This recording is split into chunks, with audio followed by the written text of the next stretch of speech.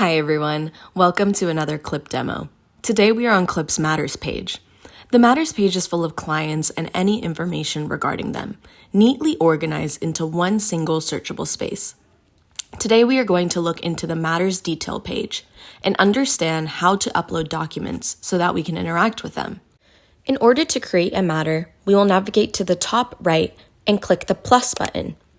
In Create a Matter, you are able to input details like a full name, case number, email, phone number, and even the type of injury, with optional recommendation to add incident details and description of the incident. Let's click on our matter. As you can see, the Matters detail page will be populated with information regarding that client organized into subsections. At the top, we have details, documents, and packages. If you look to the right of each section, we have a pen icon, which allows you to customize what information your matter is populated with empty input fields upon clicking.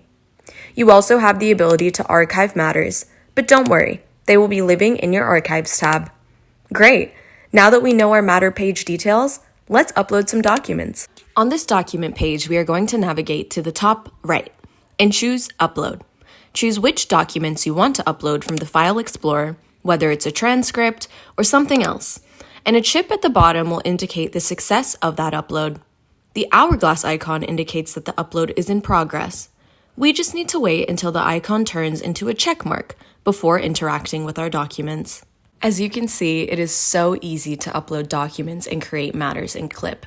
Coupled with our user-friendly interface, we maintain a low learning curve for KLIP, making it so easy to integrate into existing workflows, with the ability to also keep your information safe and secure.